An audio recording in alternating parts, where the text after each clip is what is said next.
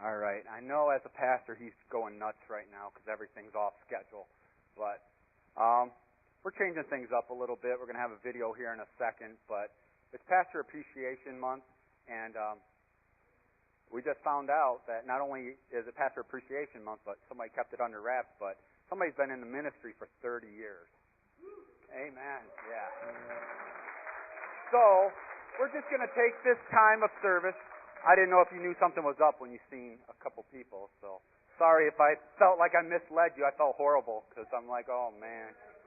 Yes, it had a purpose, and I tried not to lie because that's not biblical. But he cornered me about chairs and stuff, so it's like, yeah, we're having a potluck and people are coming, so just sit down. Sometimes you just want to tell your pastor, just go with it. Let the Spirit take you. So. But, no. So, is it ready? All right. So, let's watch this video and then we'll share. Hi, Clive. I know today is a surprise to you, but it's not a surprise to the people who have been under your ministry for all these years, these 30 years, and some not for 30 years, but some for a few years, and whose lives have been transformed. Actually, they've been surprised by the power of Jesus in their life, and that power of Jesus has been delivered through you. Thank you for your faithful service, your powerful service to our Lord, and may you have 30 more years of ministry. God bless you, and we're proud to have you in the Wesleyan Church. For those of you that don't know who that was Dr. Lyons. She's our general superintendent. So she sends her greetings from general area. All right. At this time, I'm going to open it up to anybody that would like to say something concerning Pastor, what he's done personally for them, and how they've grown or how the Lord's used them. Because we're praising the man, but he's going to give all credit to the Lord. I know that for a fact. He can't do any of his ministry without the Lord. And fourth and foremost, he's going to give the Lord credit. But for allowing God to use him, because there's been times I'm sure he's sitting there, you really want me to do that, God? And he's like, okay, use me, I'm your vessel. So what has God used this man for to help you in your life? Opening it up. If you feel comfortable, please come.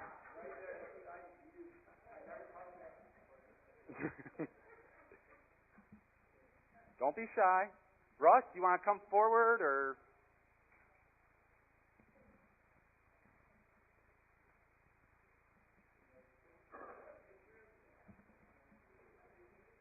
Well, most of you know who I am. So, but about maybe 8 years ago, maybe 9 years ago, I was part of the person that got Clive to come to this church. So if you guys have any fault with him, you can blame me. But I found out that he's my friend. Everything we were looking for in the pastor, he had those qualifications. Maybe some people didn't think he did, but he's changed things around here. You can look around and see. Things have changed since he's been here. But I know he loves Jackson because half of his ministry has been right here near the Jackson area. So, we like him too. And he has a southern car. He brought it up here, and it loves Michigan as much as he does, because he loaned it to me. Now, pastors usually don't loan their cars, but he let me take that car to a funeral, and it would not go past Ohio. It thought I was going to leave it down south, but once that we got it, coached it a little bit, we got on down to our funeral and back home again. And I noticed it's back over there, and it's enjoying it. Drove up to camp yesterday. Had a great time. And there's one thing, I consider him my great friend because each year I could always depend on Clive to go with me to the men's retreat. And then, when a pastor is willing to go and lead the way, things happen. If the pastor don't go along with it, it usually don't go. But we had one of the greatest times this weekend with, I think there was 5 people. Well, there's 5 people that went. And 5 hearts were changed. I know mine was. And we had three great storytellers take stories out of the Bible and tell them in a way that really made them exciting. And we can be thankful for that. So, Clive, I consider you my friend, and I'll be like the doctor there. I hope you have 30 more years. Thank you. Thank you. Thank you. All right. Well, I'm going to take this time. I'm going to give you a few minutes to think, because I don't want to put you guys on the spot, but be thinking. But there's some individuals that were unable to be here for various reasons, but they sent letters. So I'm just going to read a couple letters here and there.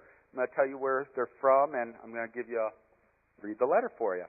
This one, first one comes from, forgive me if I mispronounce, Silo? Silo? Oh, okay. Run the video. Thank you, Barb.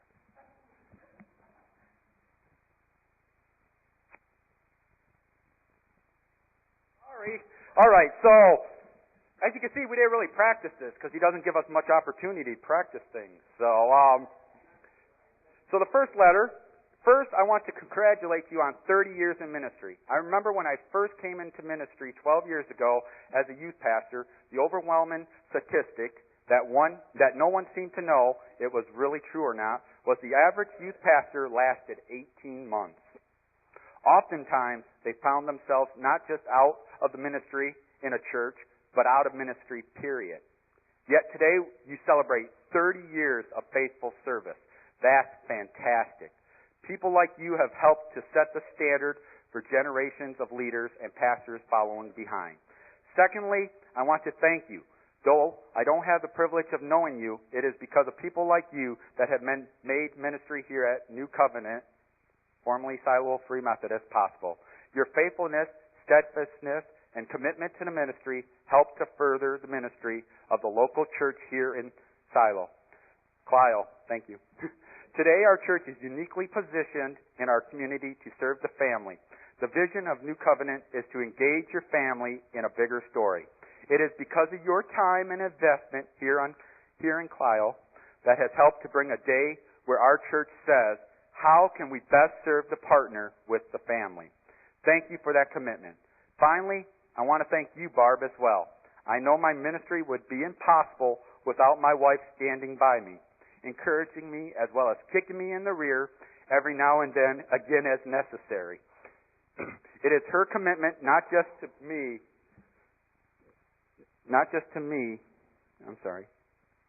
but to God's kingdom that makes my ministry possible.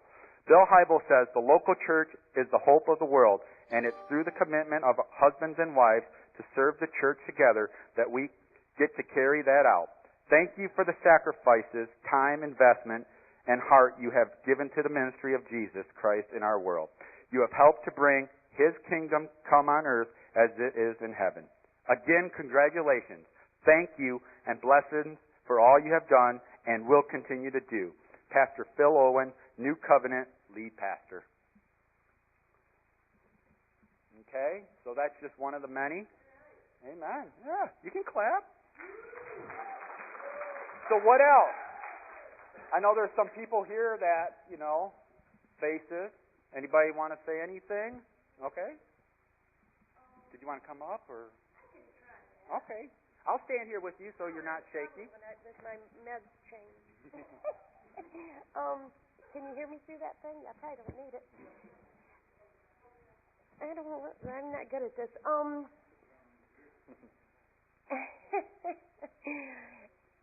There's so much to say about Clive, so much. Oh, darn.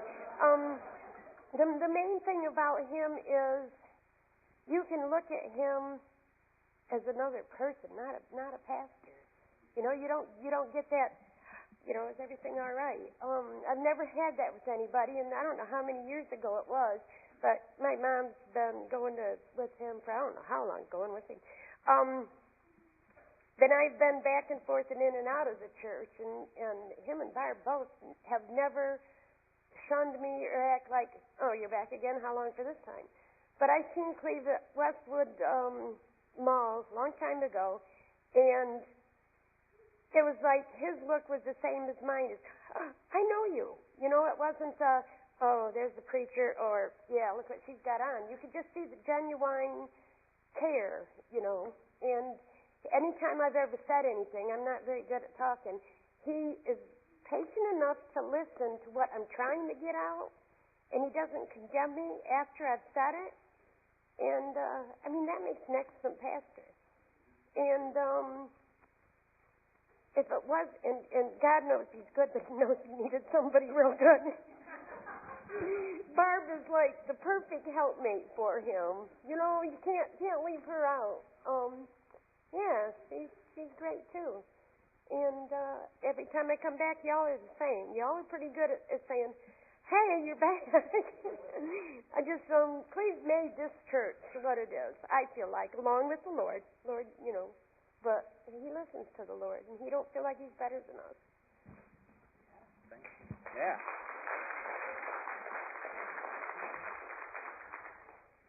Anybody else? Live testimony? Seth? Okay, hurry up. Make sure it's nice. Don't say what Daddy says at home. I'm joking.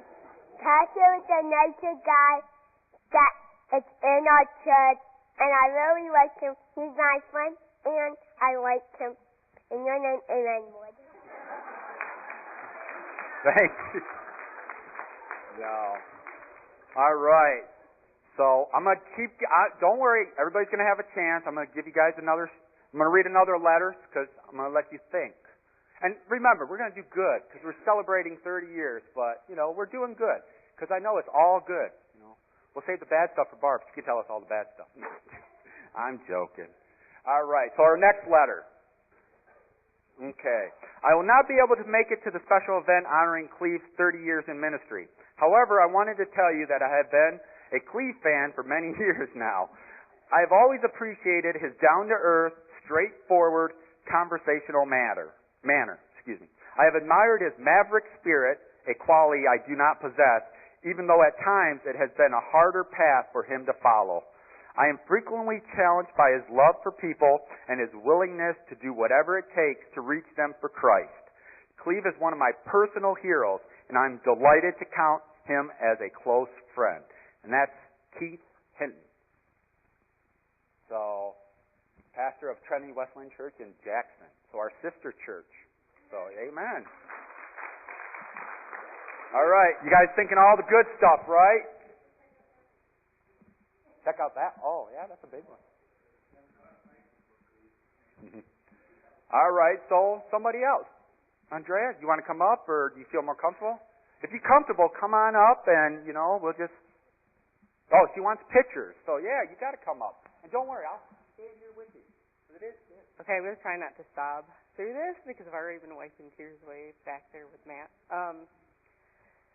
Clive is an amazing friend. He's the type of friend that will bring his fillet set over when you need it because you realize you went fishing and didn't know how to clean a fish when you got home. He's the type of friend that when your husband and you can't even be in the same room with each other anymore, you can call and he'll come over and mediate so that all is peaceful in your home. He's been a huge support for me and Matt. I don't think that we would be here today if it wasn't for him. That I didn't want to do. He's been amazing with my children. And you are Grandpa, basically, to them. You are Grandma and Grandpa to them. My child would rather be at your house than anywhere. He loves you so much, and we do too. Thank you. Man, she's not the only one. Man. So, let's take a moment. You know, we're not worshiping. I gotta watch my words. But we're appreciating our pastor, and this is biblical, people. It tells us in the Bible. So I've asked a few people, could one of you read a verse that I've given you? Somebody? Please, don't leave me hanging. You got one off the top of your head? Okay. Man, that's good. Oh, no. I got cards out, so yeah. Troy, I'm sorry. This is from 1 Thessalonians chapter 5, verses 12 and 13. We ask you, brothers, to respect those who labor among you and are over you in the Lord and admonish you, and to esteem them very highly, to love because of their work. Be at peace among yourselves. Oh, you can keep that. So, this is biblical. You can keep it, yeah. So, anybody else got something live? Just a second, Judy. We'll get to another verse here in a minute. Oh, come on. Pictures. No pictures. Well, I'm Linda, and actually I've known Clive way back before he became a minister, right? But my role was Barb's roommate. So I'm saying this from my perspective as Barb's roommate. And first of all, I want to just say that prayer works. Barb taught me this little prayer. It's one that we used to say when we were roommates. Now I lay me down to sleep. I pray the Lord a man to keep. If there be a man beneath my bed, I hope he heard each word I said.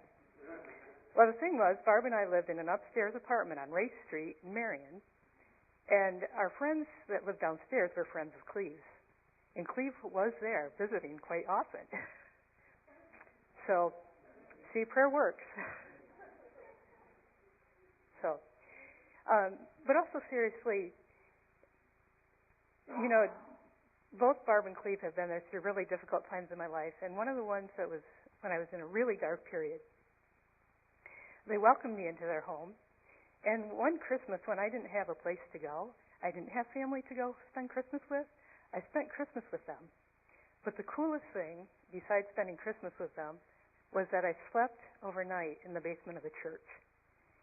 And Christmas Eve in the basement of a church just really made me think about the real meaning of Christmas. The whole Mary and Joseph had no place, right?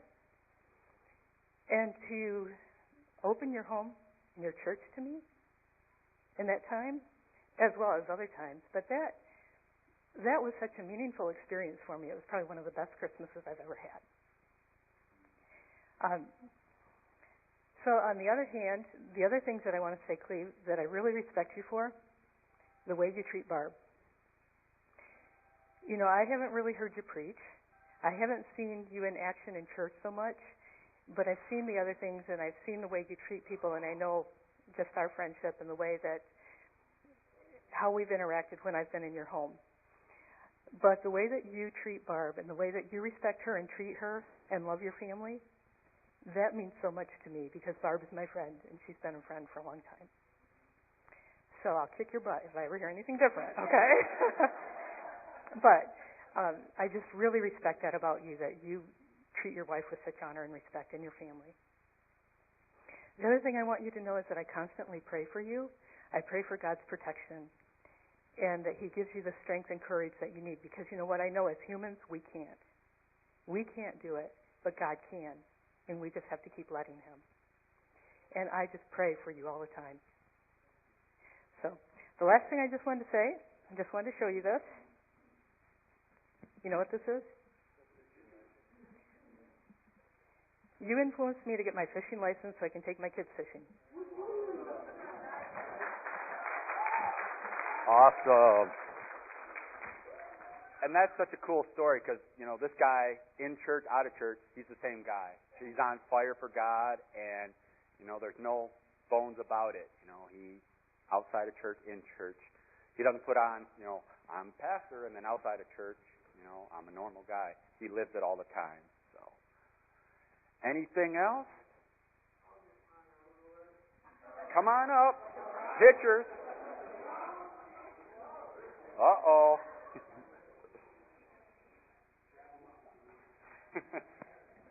All right. Most of you know I'm Cleve's oldest son, Nick. For about 26 of my 28 years, he's been a reverend. And there's no doubt in my mind that that's what he'll do until he retires. And that's what makes him happy. I'm trying not to break down. Hold on now. He's always worked another job, sometimes 3 or 4 jobs, to provide for his family. But throughout all my life, the Lord and the family were the only things that mattered. After he made sure we were fed and he prayed, we didn't see him. He was on the way. Sometimes he'd remember to include one of us in these disappearances. My dad has dedicated his life to his family and congregation and the fish in the lake. And he helped all of us over the years, and now we are here to celebrate his success and his great milestone in life. So let's all give him a big hand of thanks for his achievements in life.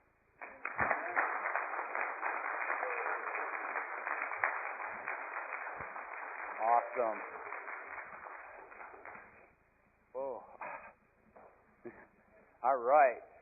Well, we're going to get to another letter because we got a couple. Okay? And then be thinking. All right. So, hello, Clive. We wish you could be here today to congratulate you personally on your 30 years of ministry for the Lord Jesus Christ and the Westland Church.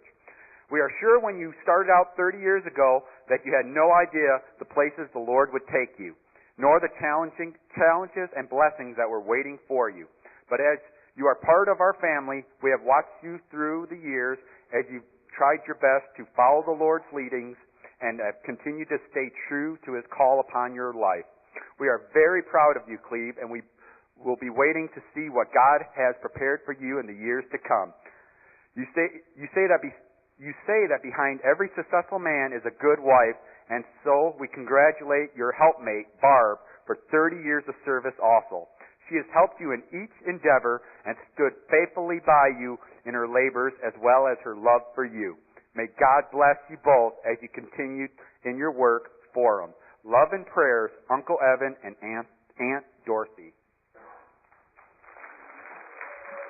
Yeah. All right. Keep thinking. Judy, you have another scripture about why pastors are so important? Jeremiah 3:15. And I will give you shepherds after my own heart, who will feed you with knowledge and understanding. Amen. Okay. Thank you, Judy. Thank you. So, anybody else? I mean, come on forward. We want pictures. Oh, you're in trouble now. Oh, ladies first. Oh, I'll hold it back. Thank you, Gary. I would like to let people know how much I think of Pastor Clive. He has, when he come here, I had never heard of him, didn't know who he was, and it didn't take him long to wiggle into my heart. And I am so proud of him, the way that he has handled the young men in this church and brought them up. He is working with them. I'm so proud of them, and they are coming a long way, only because that Clive has been the one behind them. And I want you to know that I've not forgotten about the way that you have raised your boys. You've got 3 boys that are just wonderful kids. And Barb, never forget that where there's a great man, there's an even greater woman behind him. And I love you, darling. You're a sweet girl. Thank you, everybody. Awesome. I know we have Gary, and then somebody said Jeremy. Yeah. We'll let Gary and then Jeremy. What's it been, 14 years now, at least? At least. We've been around, yeah. He still keeps me around, too. That's a surprise and a half. No, actually, we started back in Rives. As I remember, I was the only board member at the time that voted not to bring him into Rives. Yeah. Well, the bottom line was the only reason I voted against it was because I didn't see how we could support a pastor and 3 children, and that's the only reason I gave at the time. Of course, my small thinking that the Lord will provide and all that good stuff wasn't there, and so that's one of the things that I've learned over the years hanging around this guy. Spent many hours in a boat with him. Tried to throw him out a few times. Other than that, we talked things over, talked about a lot of things, how to grow a church, how to keep the church going. oh my gosh, there's just so many things. One of the things that I did learn was that when he first come around, I thought it was my job to get the people in the church. It was his job to keep their butts in the seat. Wrong. It's all of our jobs. So that's one of the things I learned. I've also learned that ministry is where you find it, whether it's in the pit ministry, when we had some really hardcore music, or whether it's sitting on the seat of a motorcycle, or working with special needs people, or anything else. And he taught me another thing too, that being afraid to go into places that you wouldn't go, with groups like the Centurions, the Iron Coffins, the Blue Angels, just go ahead. It's a place you can go. God's on your side, doesn't matter. You know what? He's always there, whether it's with gold wingers or whoever. So I thank you for all of that. It's been a long learning experience, and I'm still hard-headed, and I still have a long way to go, but thank you. Right. Jeremy, come on down. I've only known Pastor Clive for a couple of years now personally, and in those years he's been a great mentor, as well as he let me borrow his car too for a time when I was in need. So he's pretty good with that. But I feel like something that's way cooler is, even though I haven't known him personally for a great amount of years, I feel like I have sort of known him in a way because I've known his son, for Trevor Hyde over there, for a majority of my life. I grew up going to a campground, and my cousin Zach was great friends with Trevor and kept talking about him, so I figured I'd meet the guy. And he's such a godly man and such a great example growing up. So I'd just like to thank you for all that you've done, both in his life and in mine. Okay. So I'm hearing if you need to borrow a car, he's the man. Keys, just put them in the mailbox. All right. Well, did you want to, so we can get your picture? Or okay. I'm not going to make it. I'm one of these old ladies, and when Pastor come, it was get rid of the music books, change the form of the music, get rid of the pews. Of course, we all had a fit about that. Older people are like that. And finally, it come to me, that stuff doesn't matter. He is a man that brings the word to you and helps you understand it. And I love him, even though I keep telling him he don't really like cats. And I should have said this now instead of earlier, but we kid him. We tell him the Lord is going to make him the keeper of the cats when he gets to heaven. And I don't think he likes that when I say it. But I love him and Barb and their family very much.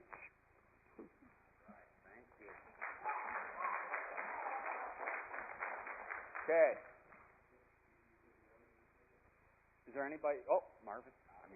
That's fine. Come on down. Just, if you guys want to form a little line, or,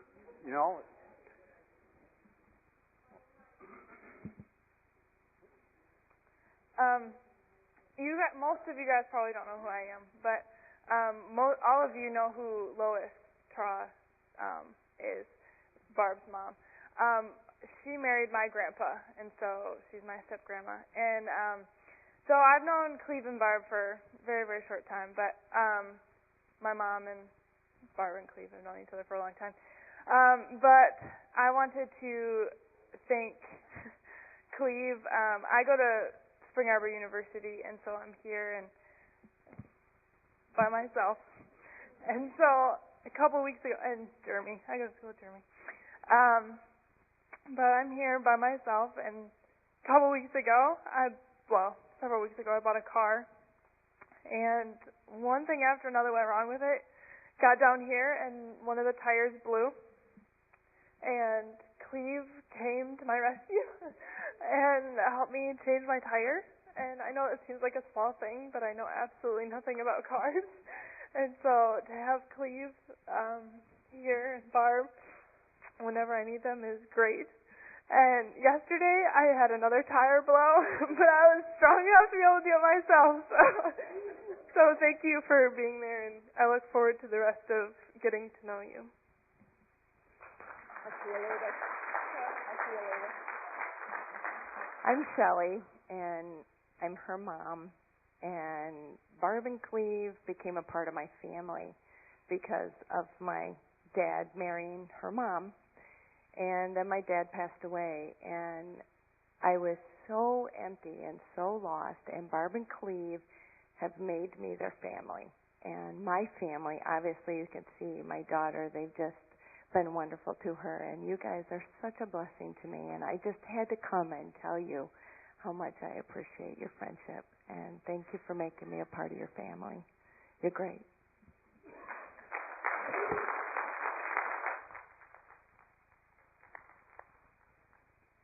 Marvin?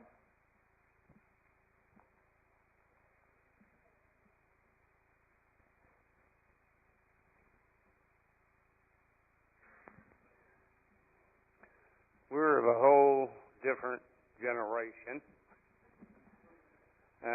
Although I've known the Hyde family for years and years and years, and also the Downeys. Just a little snapshot. This is not what I want to spend time on. We came from, my dad pastored a church called Edgett up in Luther, Michigan, and Clive's folks were part of that church. And so we've been all the way back to there, and we came different ways. We were part of the old Pilgrim Holiness Church, and I was a part of the church down on Pearl and State Street, and along with a few other family members here as a teen, and then moved out here and built this facility. But as you know, most of you know, we came together as the church. He came through Rives in that direction. We came together, and we've now formed what is this one church. So that's all I'm going to spend on that. But Clive is a person and a family, their family, I've known him for years. Sometimes he does things that makes me scratch my head and wonder, how does that work? Because, we don't do things the same way. But I really appreciate the ministry, and I've talked to some other people about this, and Trevor, he's another one. He's just off the wall kind of guy as far as his actions. But we're way different too. But the thing I really appreciate is this: the Bible teaching and the preaching that comes from God's Word. The message that we hear from week to week, and being fed like that. And I said to Jim, Pastor Jim, I think 2 or 3 weeks ago, we don't do things differently. We do things a lot differently. All of us are different. Maybe you wouldn't place the seats this way. Maybe you wouldn't do a lot of things that way. But 100 years or 1,000 years from now, or whenever the Lord returns, what difference is it going to make where the seats are? Or what the carpet is like? Or how old or how young or how we do things? What is important is the message that's coming and we're getting every day. It never changes. Bible doesn't change. And that's the important thing.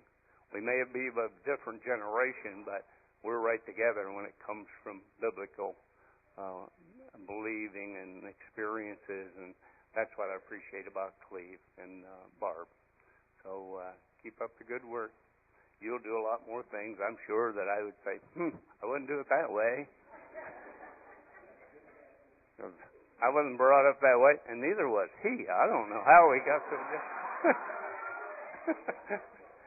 But anyway, that's the point I wanted to share, that the message is what's important. The method isn't so important. Also, Trevor, I told Trevor how much I appreciate his commitment to the Lord and reaching people. That's what it's always about. I'm an old guy, but I've always said this. It isn't so important how we do things, the method, if it works. If it works in reaching people for the Lord, let's do it.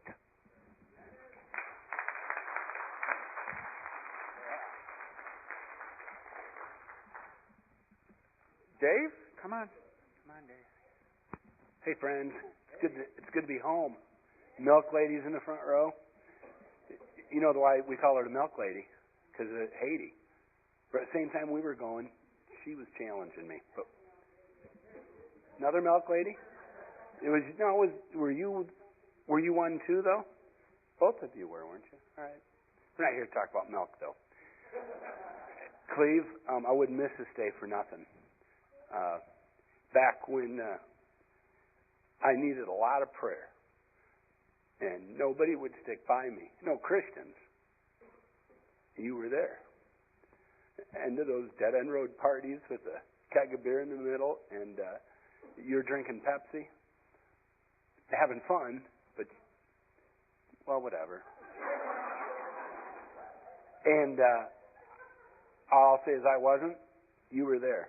You were a friend. You were somebody that stayed true. I mean, you think he stays true now? We're talking over 30 years ago. He was the same man then. A little screwier. Oh, I gotta do. There's only 3 things I'm gonna talk about because I'll be here a long time. 1, I'll take my tie off. How's that? I know, because it's making me nervous. Sure. This is my funeral tie, for crying out loud. I'm doing a funeral Tuesday, so that'll be on Tuesday. So let me leave that there. That's the first thing. Second thing, thank you for the Facebook encouragements. How many of you guys read Facebook? You haven't just changed this church. Jesus has used you to change this church. You were a tool. You are a tool in his toolbox. Now, we've been called tools before, but it wasn't in that vernacular. But you're God's tool here in what town is this? Jackson. And the kids that we've brought here for years, bribes and here, still ask me to this day, how's your buddy Clive? You made an impact in their lives. You use new things to reach with the message that never changes. It's Marvin, right? Is that your name, Marvin? Anchored to the rock, geared to the times. That's your pastor. He never changes. His methods change, but they have to. Because you know what, Marvin and the rest of you, why this would be a boring place if everybody was like you and me. You got to have a little difference. And Cleaver knows how to bring it in because he listens to God. And he listens to his queen, Barb. It isn't just a better woman behind him, it's his queen. That's what I call mine. She is my queen, and I listen sometimes. And I guess the third thing I'll talk about, we talked about new stuff, talked about old stuff. We're the old stuff now, which is kind of funny, isn't it? The guy can dance, the disco days. You ever want to hear stories? Take me out for lunch. I'll tell you lots of stories. They're all good. But it's what you've done in my ministry, Cleve. That's the third thing, and I'll shut up and sit down. I started out in a church about, 10, 12, 15 years after you'd been doing it. You'd been a decade in the pulpit. And I get my first church. It took me that long just to get, me to shut up and let God talk to me and tell me what he wants, not what I want. And every place we've been, 2 churches, every ministry we've tried, I've always thought, how would Cleve approach this? Because of just the way your heart has been in ministry. It doesn't matter if there's 2 people here, 1 person here, or 100 people here. You're the same. And that's what you've always taught me. Always be the real deal. You've always been that in my life. When the chips are down, and the last 3 years in ministry has been particularly hard for Sherry and I, we've found out what it is to pioneer something, to start something from scratch. And the lessons that you taught me and a few other men and women have taught me have got me through. The Youth and Family Center has a big chunk of you in it. And these 2 over here, the pit parties. Thank you for challenging me to not get stodgy and not get stayed, in what we think works. I think we're all, God, you think what he thinks of us sometimes and what we think is so holy and we think we can't change it, how does God look at us? He's going, oh my goodness, they're doing this again. Can't they just get past it? You know, just think about that kid, and with this I'll sit down. That kid that I'm going to set Clive straight at the first pit party I ever went to. This godless thing you're doing, you took the pews out. What is wrong with you? And I mean the metal, there were no dust in your beams because the music was blowing it out of everything. And I'm going to set you straight. And this kid comes by me, like probably about your size. He just pushes me out of the way and he goes, Pastor Clive, I wouldn't be a Christian today if it wasn't for these bands that come in here every month. And I just went, Clive goes, and what did you want to tell me? And I, nothing. And nothing, because you listen to God. You got a lot of friends here, Clive. A lot of men in the pulpits today with 1,000-member congregations that aren't loved like you are in this place. I know that. I can feel it every time I'm here. You got boys. Between the two of us, we got 5 boys on this earth. And I'm proud of Nick and just the pictures on the Facebook of your wedding. What a precious day. What a precious day. I'm proud of all our boys, all 5 of them. But, Clive, thanks for what you've done in our lives. I wish I was closer because I get flat tires every now and then. My goodness. Have you come and fix something for me, but I'm glad we're the distance we are because I appreciate you so much more. Don't take this man for granted. What you're doing on this day, appreciating your pastor, it's more than biblical. It's great for the health of this church. We've sat in church at Rives and church here, and a lot emptier. Look at the butts in the seats, man, and there's hearts that are connected to those butts that love God with all their heart, with all their soul, with all their mind, and you're teaching them that, and you're their pastor. And I couldn't thank you any more than I don't even know the words to say thanks for being an example to guys and gals in the ministry. Don't stop. Your retirement plan is like Moses' retirement plan. And God buried him. That's it, baby.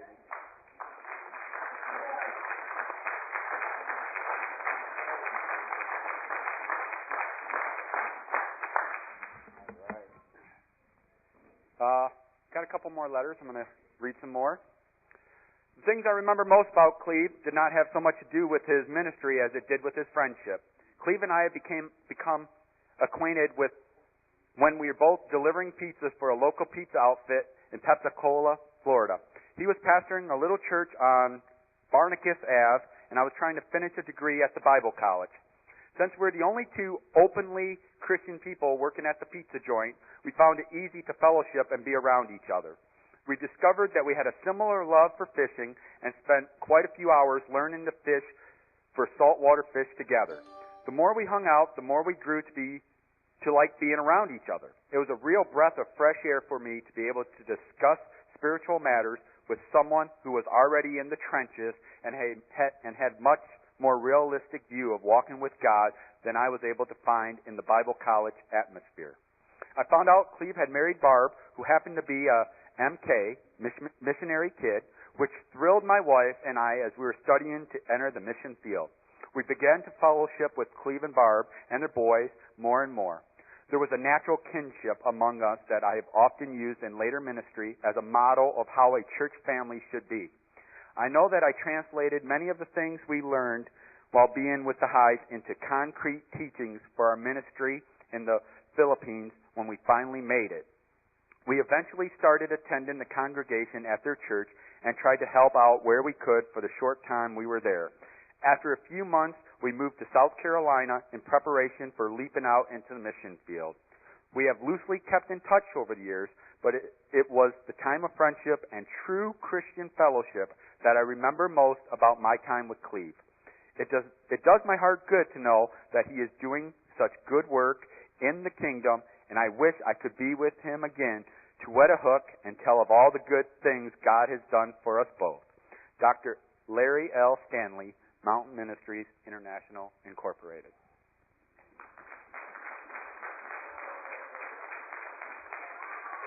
Yeah.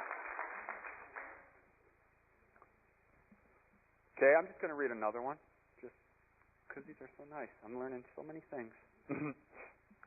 Love is the secret of a lasting heritage, the purpose-driven life. Your love for the Lord and others is making an eternal difference, and the many lives you touch include mine. Dear Pastor Clive, I cannot fully express how incredibly proud I am of you and the wonderful and eternal ways you have touched so many people. The Lord has used you and is continuing to use you to bless others and to challenge them to become all Jesus created them to be. Thanks for being such a great servant of Christ. Chris Conrad, District Superintendent, West Michigan District.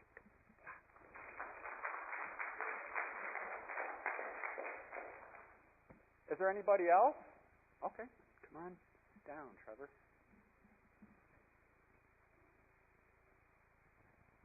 Thanks.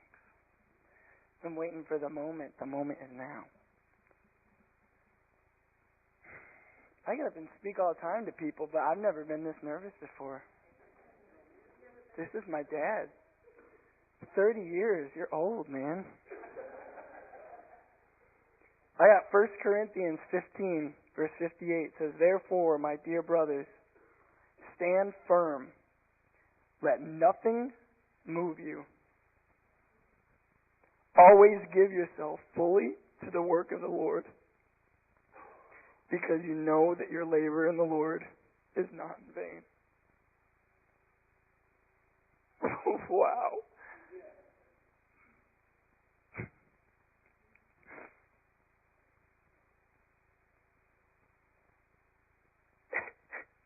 A real man cries. He taught me that. Man, wow. Because I have suffered some things personally, like at college and stuff, and I got these dudes that are on the covers of magazines throwing paperwork at me and telling me to get out of their office. I'm not worth their time. And who in the world would I know to call? Nobody but my dad. There's nobody I would know to call but my dad on that. Nobody. Nobody. And I called him, and he was there. And he was there for me. And he helped me calm down. And everything that's been said up here is super true. It's all so true. And I wouldn't be in the ministry if it wasn't for this guy right here. There's hundreds of thousands of lives that are being touched on the road, and it would have never happened if this guy wasn't in my life.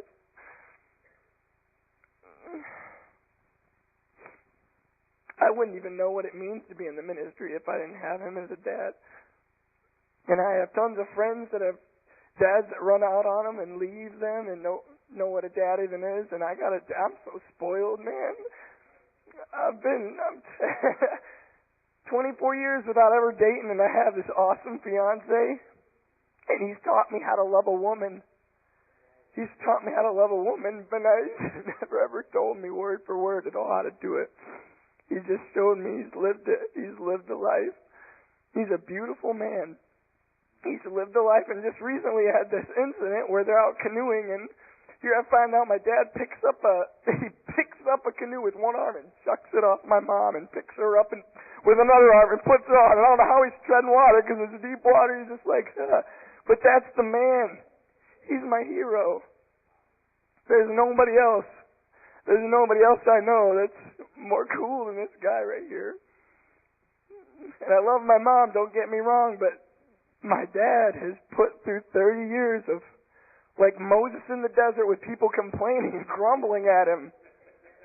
And he follows the Lord. He follows God and he loves the people. And just like Moses got down on his knees and begged God, don't kill these people. The Lord's always parted the sea for my dad. He's given him that way out. He's been the strong one. He's been the anchor. The church needs an anchor. I feel like my dad's a pretty good one. But then there's winds and there's boats and there's sails and there's udders and there's everything else, and that's where we come in. But I feel my dad's a pretty good anchor. Does a pretty good job at what he does. And I second what my brother Nick said. I don't know how he worked 4 jobs in Florida. And I think one of them was pastoring at the same time. And when we don't have any food left, he's the one to sit there and go mow lawns and deliver pizzas and do all the jobs that everybody seems to obviously love, like mowing lawns and delivering pizzas. And he'd do everything that he could to feed our family. And ministry doesn't only happen in the church. It happens under the roof of your own home. And he's taught me how to be a man of courage, a man of righteousness, a man of strength, a man of truth, a man of holiness, a man that honors his wife before himself, a man that is faithful to his family. He's taught me how to do that. And he's never told me one word of how to do it. He's just taught me it all by being who he is. And thank you.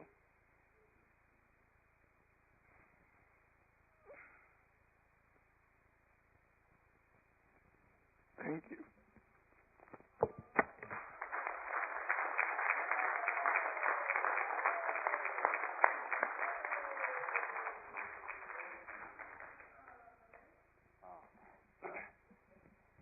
All right.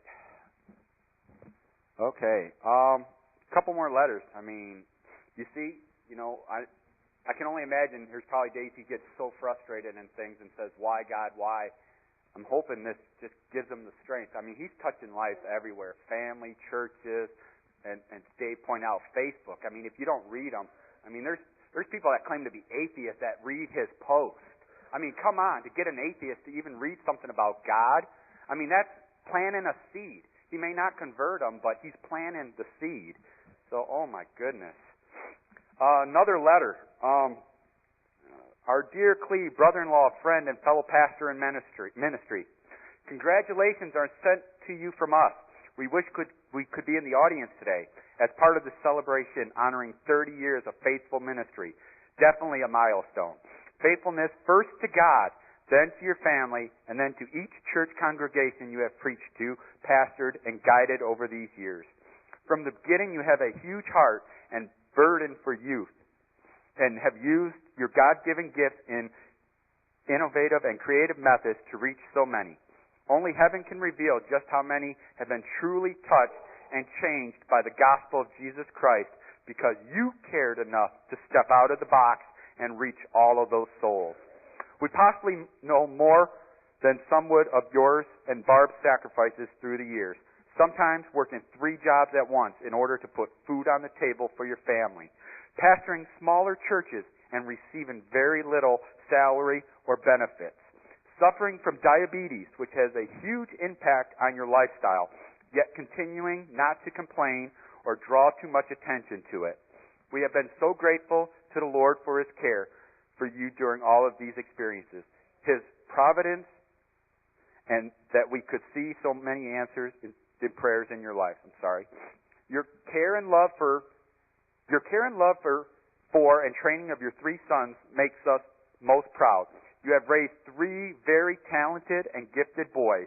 You continue to spend one-on-one time with each son, as well as group time, fishing for special occasions. Being a dad that loves your sons can look up to and model their lives after, and see Jesus exemplified daily.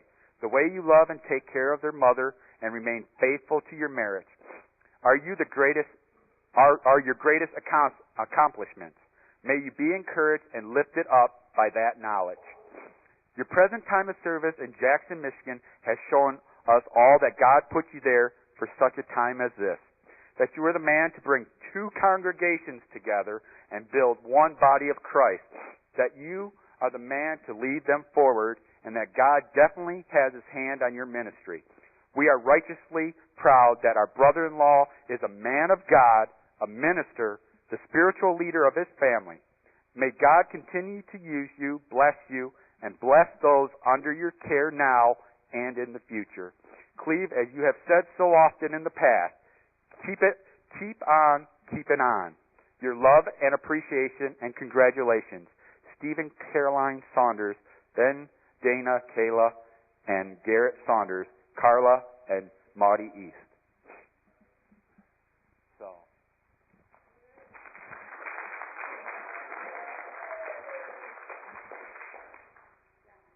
Yes.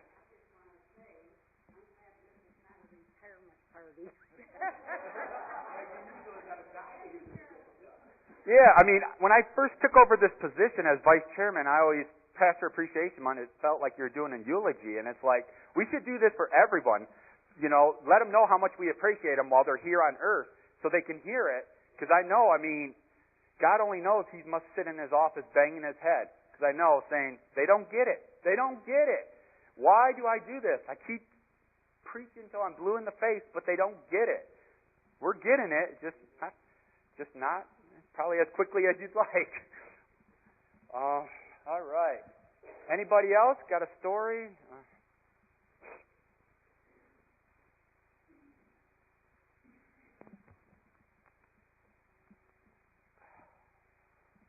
I need to hold this together. They say you got those best friends that you grow up with. Well, I've grown up with this man. And he's always been there for me, my brothers, and anybody else in his life that's needed him. I don't know how you work 4 jobs either, because I'm working 2 and I can barely do it. But he truly does love his job, and he loves what he does. And that's truly when you're at peace with yourself. And, you know, whether it is going to the bar, drinking a Pepsi, and sitting with him, or whether it was out of the ministry at the yacht factory, sitting with the guys at lunch, he always did what he loved. And like Trevor said, you taught me everything and you haven't had to even say a word.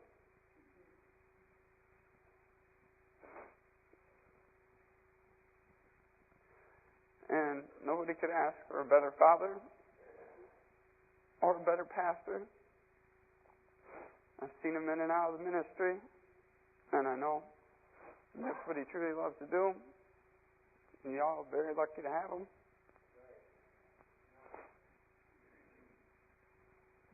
I guess I'll just wind it up right there.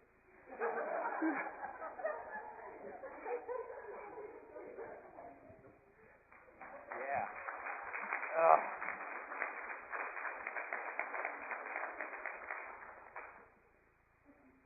All right. Got another letter, so if there's people, believe me, we're not going to leave you out. We can go all day. Pastor Clive, I remember when you came to Brazil, you seemed shy, quiet, and you were recording every moment for Barbara. It was a pleasure to meet you today. Today, celebrating 30 years of ministry, I am happy to say a few words to you. I am not your sheep, but I am sure your flock. I am not your sheep, but I'm sure your flock thank you for your suggestions and advice, always helping and teaching. You provide joy to those who need it, hugs to those who need them, help the lost, open our eyes, and guide us to the true path, Jesus Christ, the only way. Thank you for being an example in our particularly and spiritual. This leads us to thank God for giving us the privilege of knowing you. We'll always be here when you want to return to Brazil. I'm sure your sheep there in your church are proud of you and will always be by your side. Thanks for always teaching the path of everlasting life. Thank you, God, for giving us your servant to care for your church, and we always want to bless him. Hebrews 3:17. Obey your leaders and be submissive to them, for they keep watch over your souls as they that must give an account. They do this with joy and not with grief, for that is unprofitable for you. To be a pastor. Being a pastor is to feel passion for souls. We want the salvation of someone so intensely that it takes us to the caring attitude of sharing the good news with him. You weep for those who remain rebellious. You think of the husband of this sister, the son of that other, the wife of the worker, the visitors in the church, kids in the street. Being a pastor is doing everything in order to win some to Christ. Being a pastor is being a father. It is disciplining with love and affection, though with the firmness of the rod of correction and at rare times the exclusion of loved ones. You obey the Bible, not men. You follow God, not the heart. Being a pastor is to be just and fair. Being a pastor is being able to say no when emotions say yes.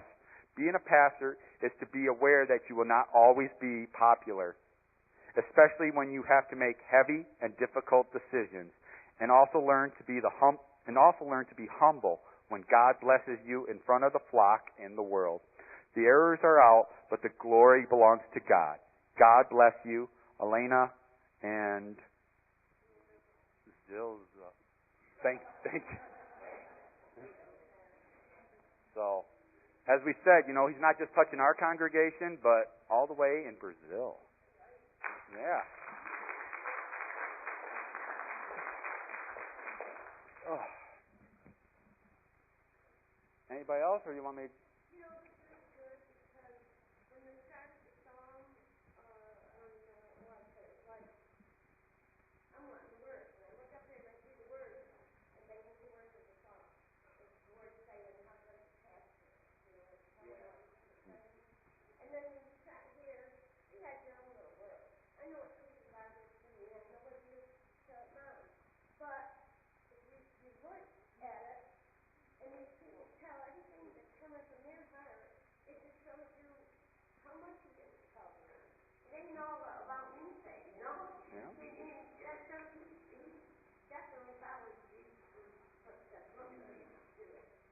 Amen. I'm going to read another letter. Be thinking if you got something. Dear Clive, congratulations on your 30 years of ministry to God and people through the Westland Church. Just think, when you started your ministry, you hadn't even reached the age of 30 years. And you still are an old man, just older. Through the years, I observed your deep love for God, wife, children, and church. There were some tough times, but as I would pray for you, I would remind God about how you still had done your best to remain true to the calling He had put on your heart. That calling was to serve God and to do your best to enlarge His kingdom by reaching out to all kinds of people, showing them the love of Christ, helping them to come to know Him as their personal Savior and grow in their Christian lives, and in turn be able to tell others about the love of God for them. You are willing to be unconventional, if necessary, in order to win those whom others were not reaching. Only when you get to heaven will you learn the complete story of those lives you have touched. Also, I want to thank you for accepting me as your mother-in-law. Really, what choice did you have when you married Barb? I've always enjoyed the many, many discussions you and I have shared over the years about God, theology, church work, current events, family, and even politics at times. We have shared concerns, prayed, and shed tears at times over them. Although we haven't always agreed on everything, we have still loved God and each other. You have been so kind to this old lady, and I thank God for our friendship as well as our family connection. May God bless you abundantly and give you many more years of fruitful ministry to God and the church. With my love and prayers, Mom, Downey Trout.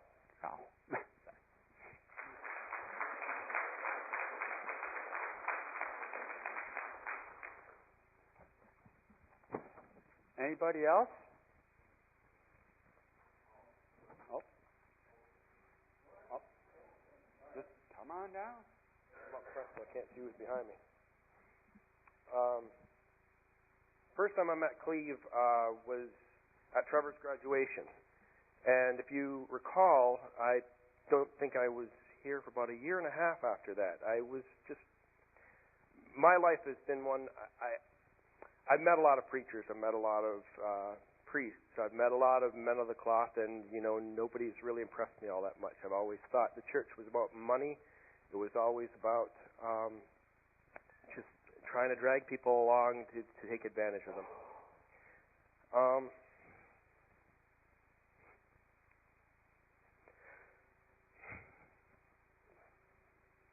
Well, about a year ago, this is a little over a year ago now, took a lot of prayers and an act of God.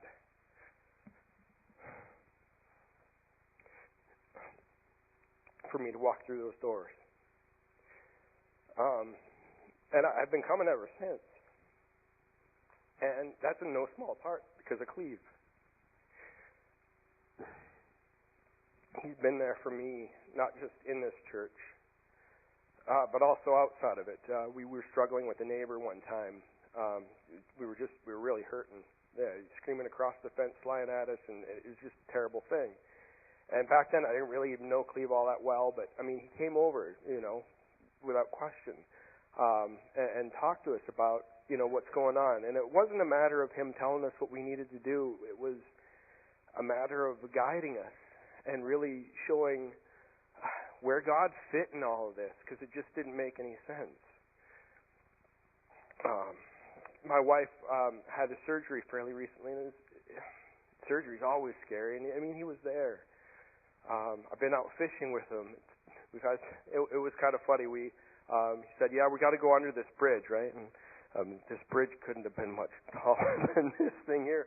We're sitting here crouching down like this under there, and there's this guy that, like, we were coming back, and we had to go through it again, and there was this guy sitting over top of the bridge, and thankfully he moved, because Clive was saying, I don't think I really wanted to know that guy all that well. It was going between his legs. I've had tons and tons of questions. I've only been a Christian for a year, and they've been really tough questions. And it's not a matter that he's just made time, but every time I have a question for him, it's like that's the most important thing that he's got going, is to be there to answer that question. My life's turned upside down since I come here. Before I came here, my life was falling apart.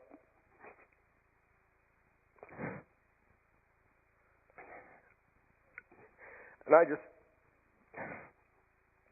want to thank God for bringing me here, because this is exactly where I needed to be. And I thank God for Clive shining his light through him, because I don't think there's another man that could have kept me coming through those doors. I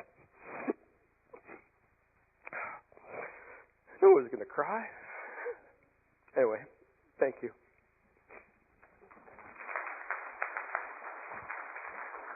All right.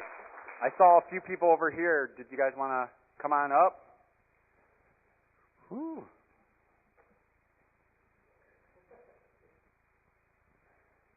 Good stuff. Good stuff. So yeah, a lot of things run through my mind while I'm sitting there, and it never ends up coming out that way. So we'll see what happens. But Clive, I got to thank you.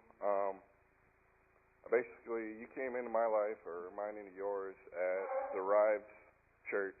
I followed the girlfriend I had at the time. Said, I go to this youth group. So I went there, and I'd had questions. I'd felt that there was more to the world, and that something was missing in the people that I was around.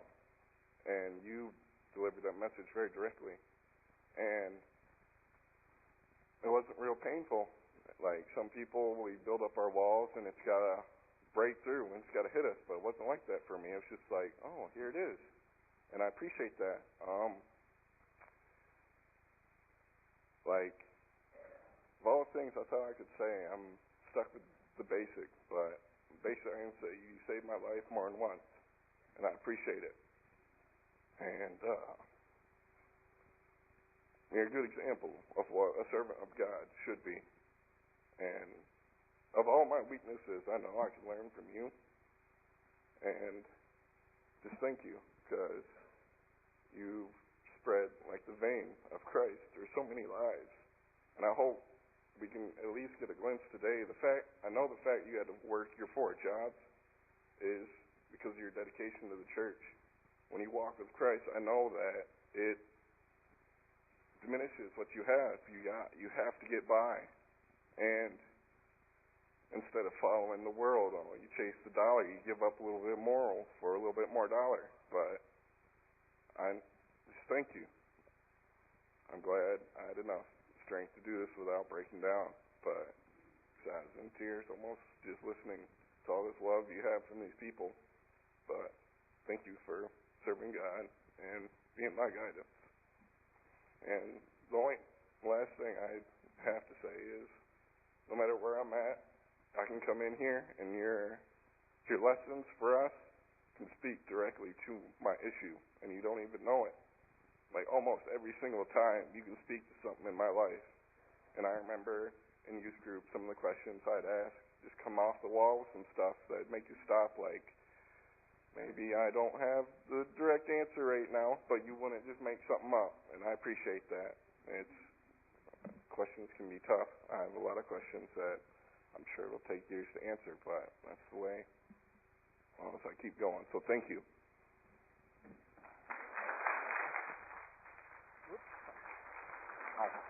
Rebecca, did you?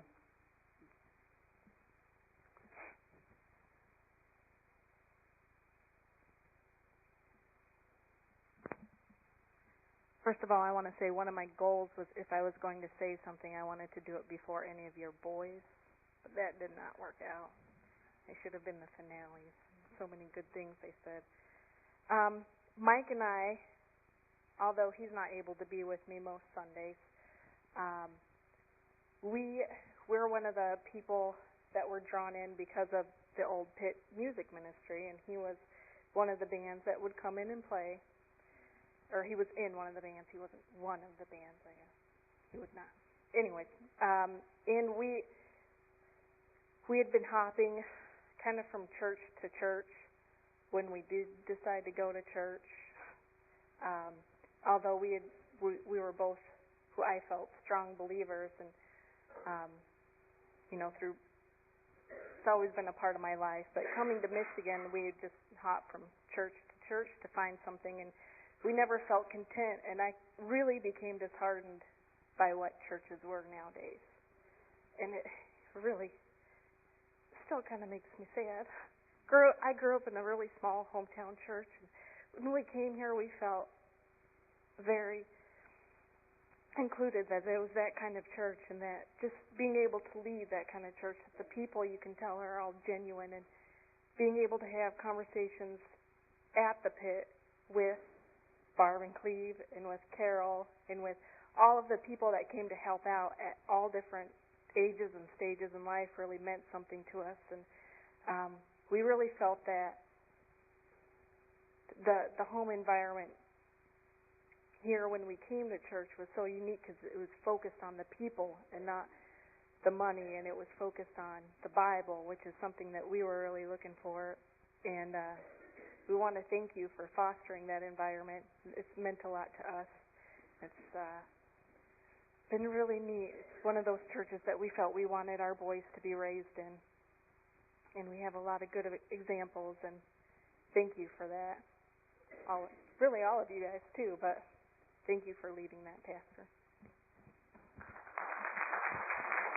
Okay.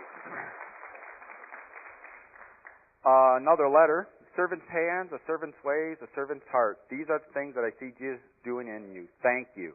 Grandpa Downing prayed that his boys would be blessing in the ministries.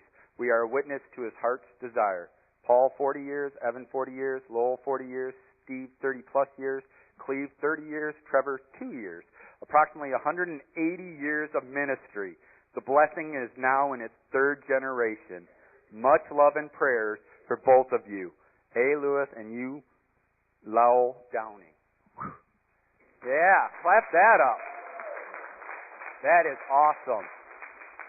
So that's awesome. That's awesome. All right. I'm just going to keep it rolling. Another letter. What can I say about Clive? Dan and I met Barb and Clive at our church in Pensacola. A previous pastor, well, very nice, did not relate well to the younger people. When Clive arrived, he was a breath of fresh air. I remember some of the congregation thought Clive was too young, okay? But in your opinion, he was just right for our church. I remember how welcoming he was to our family. At that time, we had one son, Chris, who had multiple disabilities. Clive was amazing and so gentle with him. Most people tended to be somewhat intolerant of Chris's behavior. One of his diagnoses is autism. But I remember Clive and Barb just accepting his odd behaviors and finding humor in the situation. Clive and Barb were simply loving and accepting of Chris and our family. I grew up Catholic, and my husband Dan never had a regular church. Clive and Barb were the reason Dan and I started going to church regularly. We have tried other churches since, but have never been able to recapture the warmth and love we experienced with Clive and Barb. There are too many memories to list. Clive dedicated our middle son, Steve. Barb gave me a baby shower. Clive and Dan went fishing. Who would have guessed? I remember being jealous of Barb's vegetable garden. They even let us stay with them when Dan's military orders had us between bases. Clive and Barb checked in on us regularly to make sure we were okay. Clive and Barb set an example for us on how a family succeeds through good times and bad. I believe they are a major reason Dan and I have such a wonderful relationship and a marriage to this day. Thank you, Clive, for all that you and your family mean to Dan and I. We wish we could be there with you to celebrate. Congratulations on this milestone in your career. We love you guys.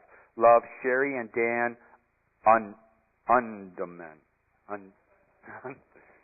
Oh.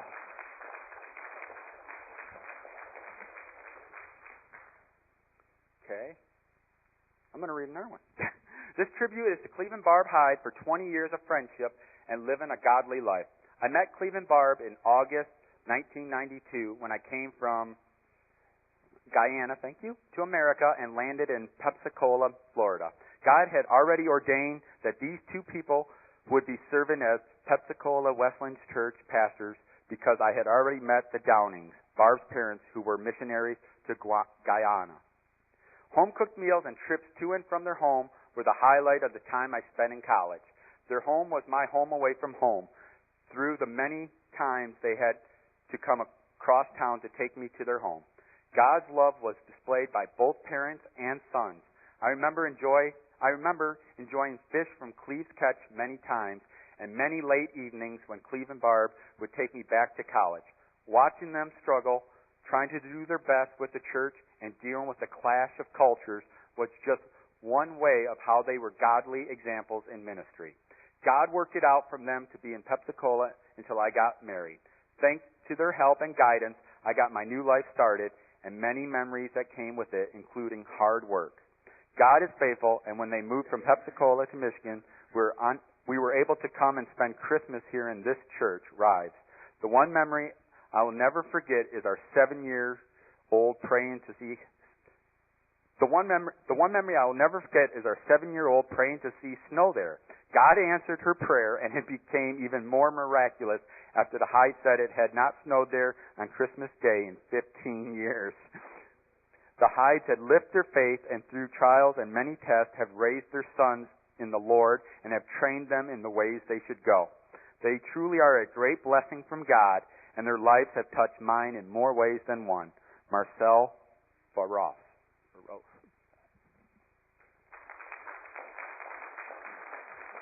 Okay. I'm going to read the last. Oh, okay. Come on up. Oh.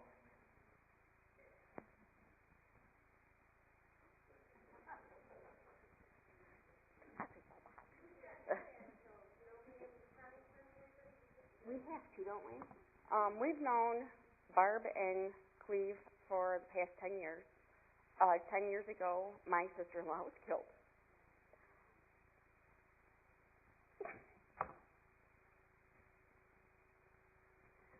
Without their help, my boys would have been lost because they felt there was nothing to move forward for. Chris always talked about if and when he graduated because he never felt like he could. There was nothing for him to move forward for. Brandon still has not moved forward. He goes on day by day, but he's in that past. He's so angry. But without Barb and Clive, they both would have fallen through the cracks. And I think they've become stronger because of that situation. And they're both in the Army. They're both married. They got married in this church, both of them. And I think the hardest thing on losing Sam was the day that Chris was told that Logan was gone. And for him to struggle through that with his church family and his friends. And then to have his brother tell him in front of everybody that it was wrong. That if God was true, that wouldn't have happened. And Chris just put his hand on his shoulder and said, you know what? It happened, and he's home, and I can't want anything more than that because he'll never feel pain, anguish, anger, or hunger because he's with God. And he'll never want anything. And for Chris to do that shocked me because Chris is not one to say things like that or to push people in another direction. He was always the laid back, do what everybody else did. But he took that in stride, and he stepped up to the plate when I didn't think he could and dealt with it. And now they're on their second one after Noah. They have Noah, and now they have another one on the way.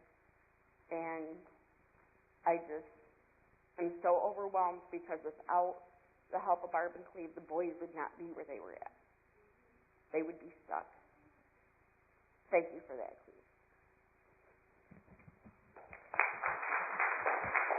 Okay. We got the last letter, okay, and then we got one more thing, and then if it's okay, Barb, can we do the slideshow during lunch? No? Is that okay? Or? Okay. So we got a couple more things. So let me read this, and then we got a little thing, and then we got a slideshow, and I promise we'll let you go. Okay? Oh, you want something? Okay, come on down. I don't want to leave people out. Oh.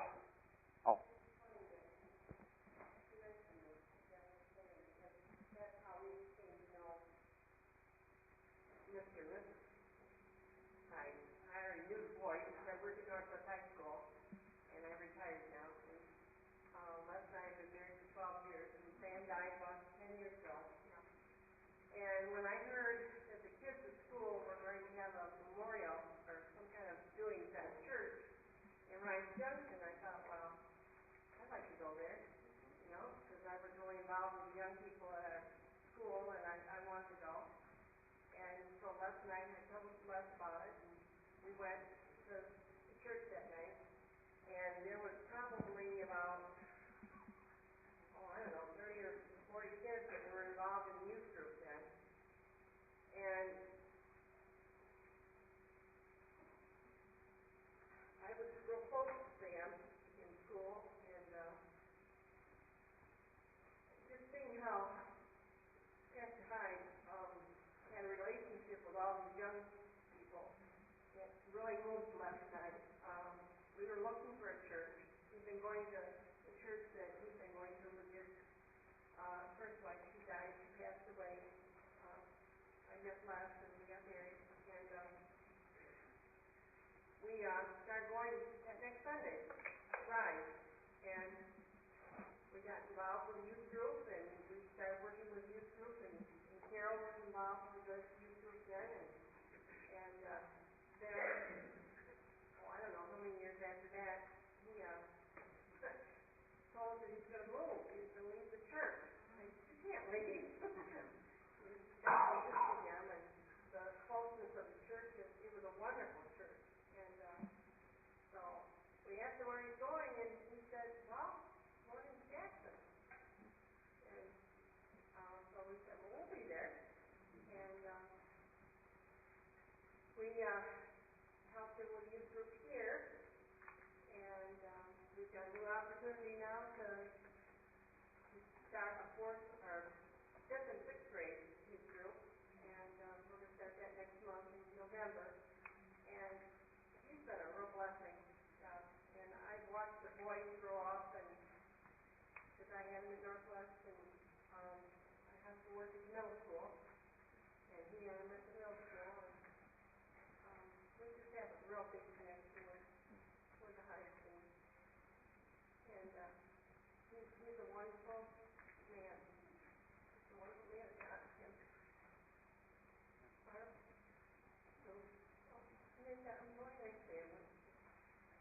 Amen.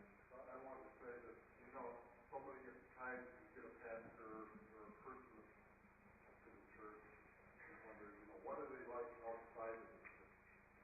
And he's always telling us, you might be the only Bible somebody sees. When I was looking out in school, I write a small book, the Jesus verse, and all the kids know that. And I'm trying to tell them that he makes no junk and that, you do all things to say. And I run into Pastor Clive because we're not going to church, and I ran into him when I was going to the high school. He cut me down in the middle school. And I really got close to those kids, but I knew that he had a Bible on his desk when he was out there. He spoke to those kids. And the biggest thing that I missed since I retired is I get done with my job, I go in the teacher's lounge and eat my lunch. And sometimes the teachers would be in there. And sometimes Cleve would be in there. We bounce back and forth off each other, administering to these teachers who are in that lunchroom. So his idea of the true nature of God, of being, witnessing what God does in your life, witnessing Jesus Christ. He doesn't do it just on that pulpit. He does it out there. He's the church out there. He's not just, hiding in these walls. And, all of us could have lost our jobs, but there's ways to do it.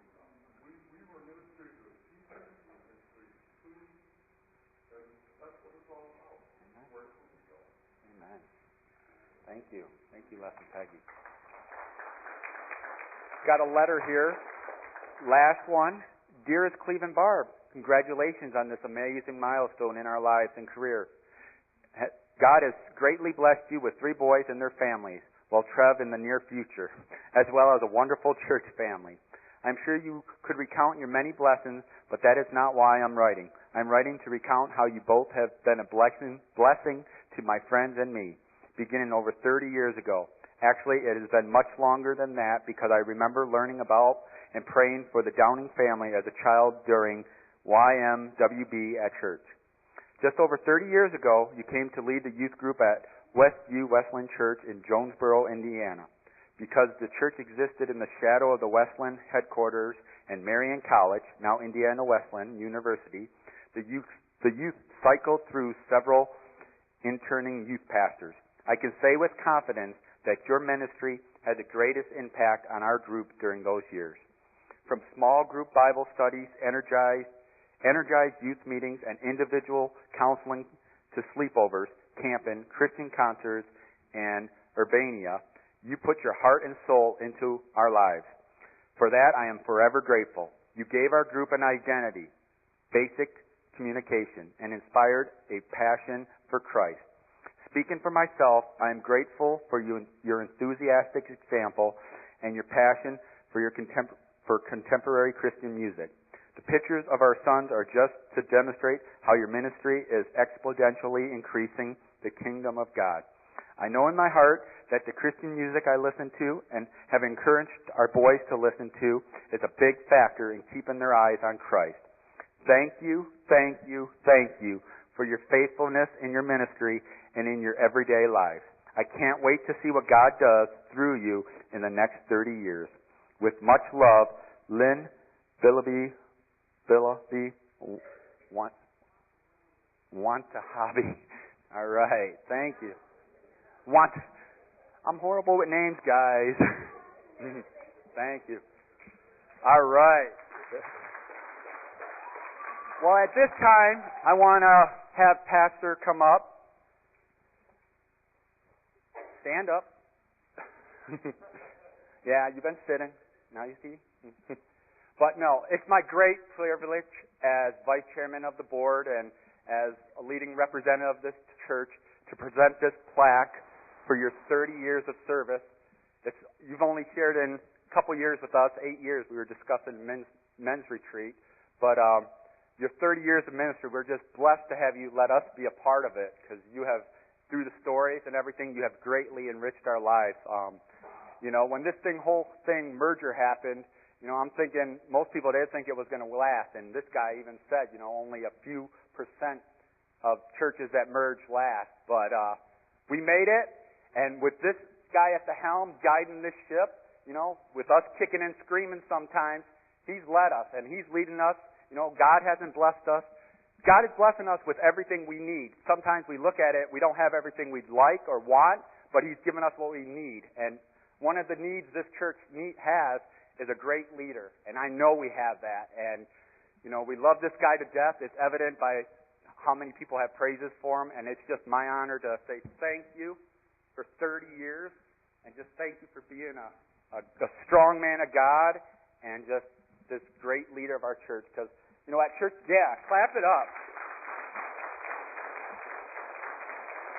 Because you guys don't realize how this guy brags about his congregation at men's retreat and stuff, and how much pride he has in us. And it's amazing to hear this guy talk about how proud he is of us and how we're proud of him. And I encourage you, don't just take today, this month, pray for this man. Tell him on every day you get a chance how blessed we are to have him. Because by no means can we do it through his salary, or anything.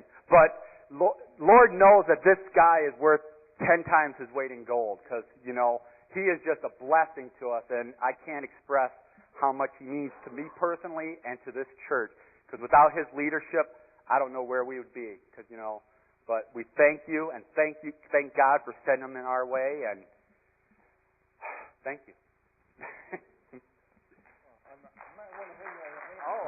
I didn't want to hang out of your hand, John, but that's okay. We got one more thing. But I just want to say thanks, you guys. You just blew me away today, and had no idea this was coming. Although when John had chairs up in the corner, you gave something away. I don't know what that was. You would have been out of here a lot sooner if you'd have let me preach. But thanks anyway. I just told Barb, I just leaned over to Barb and said, now I can die. Yeah.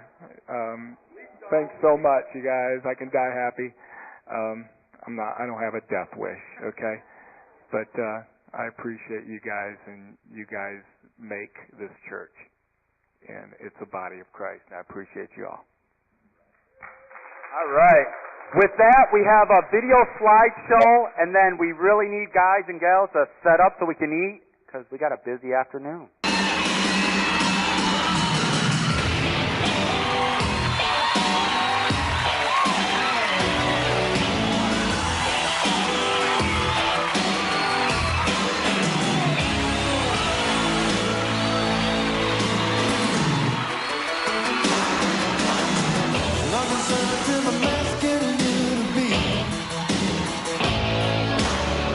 I don't think that you should try to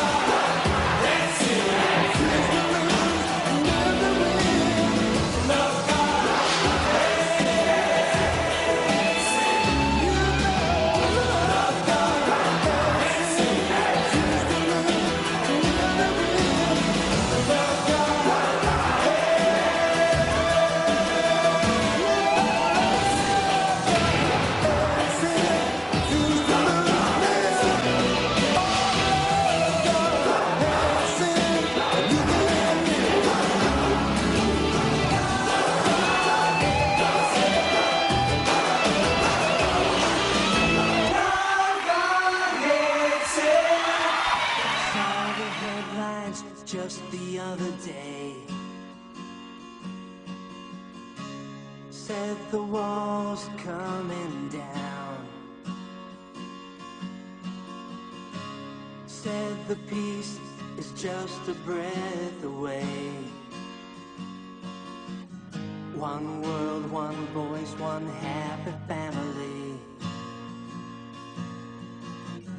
Yeah, that's what the world believes.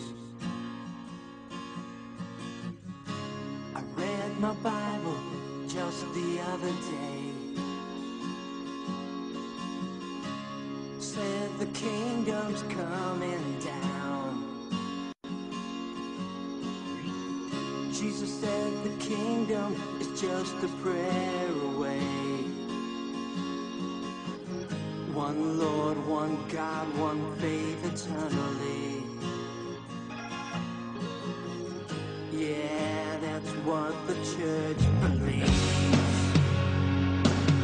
We're alive, we are strong. We're a nation, we belong. Let us all stand together in the kingdom. No more darkness, no more night. We are children of the light. Let us all work together in the kingdom. I heard a newsman just the other day said a war was coming down.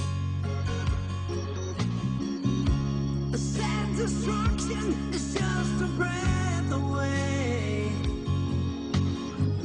One world, one war, one awesome tragedy. Yeah, that's what the world believes. I heard a preacher just the other day. He said God's glory's coming down. Just as